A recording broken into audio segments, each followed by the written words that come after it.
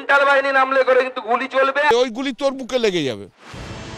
প্রস্তুতি চূড়ান্ত। পশ্চিমবঙ্গে এখন শুধুমাত্র ভোটার তালিকার বিশেষ সংশোধন শুরুর অপেক্ষা। এই অবস্থায় এসআইআর নিয়ে শুরু হয়ে গেছে রাজনৈতিক চাপানুতর। সমান তালে চলছে হুমকি হুঁশিয়ারিও। তৃণমূলের একের পর এক নেতামন্ত্রী যখন ভোটার তালিকার বিশেষ সংশোধন নিয়ে হুঁশিয়ারি দিচ্ছেন, তখন পিছিয়ে নেই বিজেপিও। যদি ভ্যান্ডালিজম করেন, দোকান ঘর পোড়ান, বাড়িতে আক্রমণ করেন, তৃণমূলের কোন নেতার ছেলের জীবন যাবে না।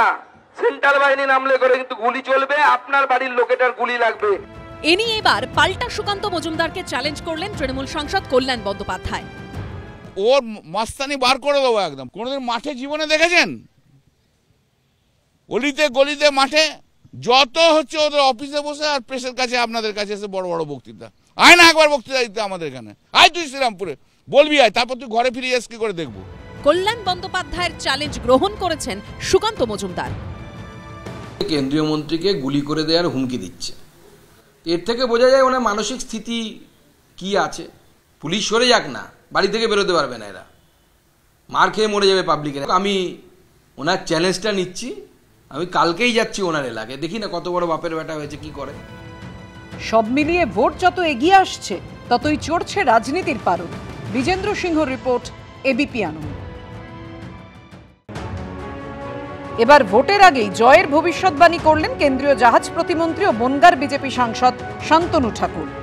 শুধু ক্ষমতায় আসাই নয়, একেবারে 160টি আসনে জিতে ক্ষমতা দখলের কথাও শোনা গেল তাঁর গলায়, যা শোনা মাত্র কটাক্ষের রাস্তায় হেঁটেছে তৃণমূল। 160টা সিট নিয়ে আমরা রাজ্যে ক্ষমতায় আসবো। রাত্রে ঘুমিয়ে ঘুমিয়ে এরকম স্বপ্ন দেখে। শুক্রবার উত্তর 24 পরগনার বাগদার হেলেঞ্চা বাজারে বিজয় সম্মেলনের আয়োজন করেছিল বিজেপি। সেখান থেকে তৃণমূলের উদ্দেশ্যে চ্যালেঞ্জ ছুড়ে দেন কেন্দ্রীয় জাহাজ প্রতিমন্ত্রী। পশ্চিমবঙ্গে সুষ্ঠুভাবে এসআইআর হলে ভারতীয় জনতা পার্টির সরকারকে কেউ রুখতে পারবে না, এটাও আজকে বললাম। আমরা 160টার উপরে সিট নিয়ে আমরা এসআইআর এর পরে 160টা সিট নিয়ে আমরা রাজ্যে ক্ষমতায় আসবো, এটা আমাদের দৃঢ় সংকল্প। দিবা স্বপ্ন দেখছে বলে পাল্টা বিজেপিকে কটাক্ষ করেছে তৃণমূল। এ স্বপ্ন দুঃস্বপ্নর, রাত্রে ঘুমিয়ে ঘুমিয়ে এরকম স্বপ্ন দেখে।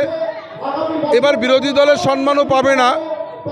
মমতা বন্দ্যোপাধ্যায়, অভিষেক বন্দ্যোপাধ্যায় সেনাপতিত্বে 250-এর উপরে আসন নিয়ে তৃণমূল কংগ্রেস চতুর্থবারে সরকার গঠন করতে চলেছে, শুধু সময়ের অপেক্ষা।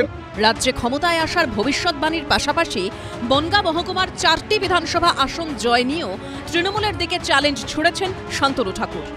উত্তর 24 পরগনার মধ্যে যদি কোন সিট জিতে থাকে, তাহলে আমাদের এই 4টে সিট বাগদা, বনগাঁ, জিতবে। এটা তৃণমূল কালকে চ্যালেঞ্জ দিয়ে বলে দিলাম, পারলে ঠিকই হতো না। মানুষকে একটু উত্তেজিত করবার জন্যে, মানুষকে একটু সাহস যোগানোর জন্য বলছে, কিন্তু বিজেপির কর্মীরাও জানে যে এবার বনগাঁ মহকুমা জুড়েও ধরাশায়ী হবে বিজেপি। আসন্ন বিধানসভা নির্বাচনে কার ভবিষ্যৎবাণী মিলবে আর কার মিলবে না, সেই উত্তর মিলবে ভোটের ফল বেরোনোর পর। সমীরণ পালের রিপোর্ট, এবিপি আনন্দ, উত্তর 24 পরগনা।